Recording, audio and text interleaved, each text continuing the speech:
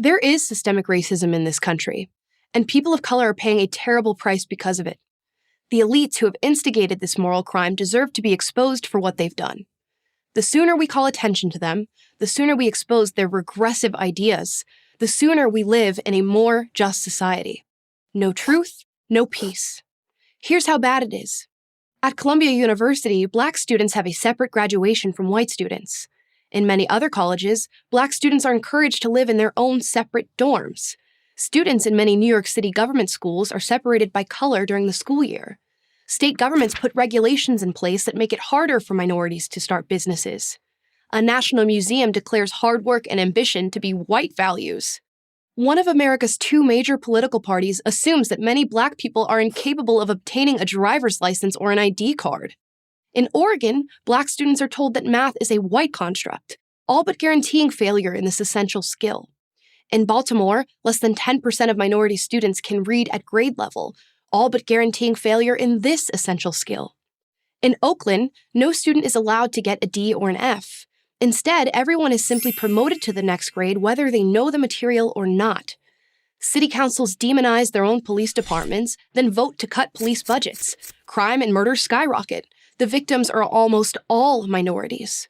Prosecutors refuse to prosecute hardened criminals. Instead, they let the criminals back on the streets to prey on law-abiding, hard-working citizens, again, mostly Black people. That's only a few of many examples.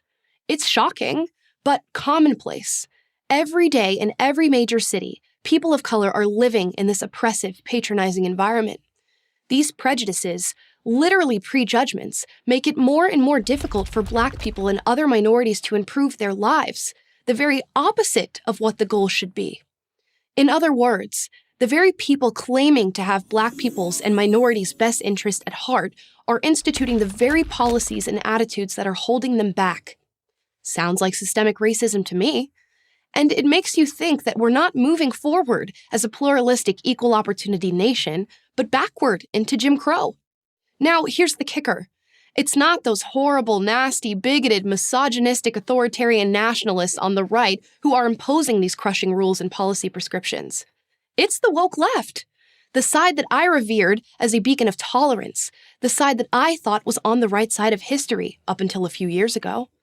In fact, I was so committed I got a Black Lives Matter tattoo. I still have it. But then I had to face reality.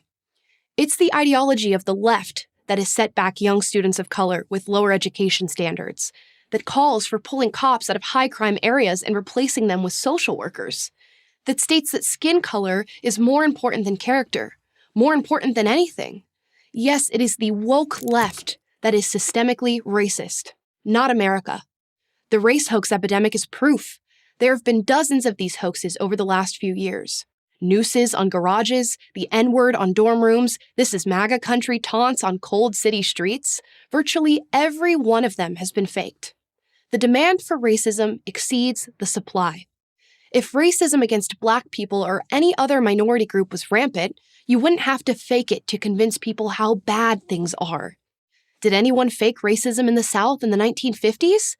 But there is so little now that the race-obsessed woke left has manufactured unconscious racism and microaggressions to fool people into believing America is systemically racist.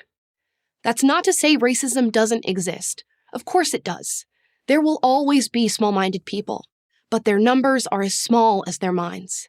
And in case you're thinking of George Floyd, please know that even Minnesota's leftist attorney general admitted the incident had nothing to do with Floyd being Black. My father and millions of Africans didn't immigrate to America so that they could live in a racist society. They immigrated so that they could have opportunities that were only available to them here. So, to all the leftists out there, I understand why you believe what you believe. I was once one of you. But it's time to ask yourself some questions. Is it really helping Black people to tell them they're not as responsible for their actions as anyone else? Isn't it condescending, if not outright bigoted, to expect less from somebody purely based on their race? Isn't it clear that we should judge each person on their merits, not their skin color? Wouldn't that do more to create an equitable society than 100 government programs? Yes, there really is systemic racism, and it's hurting the country, but it's not coming from the direction you think. Once you realize that, everything changes. I'm Amala Ekpunobi for Prager University.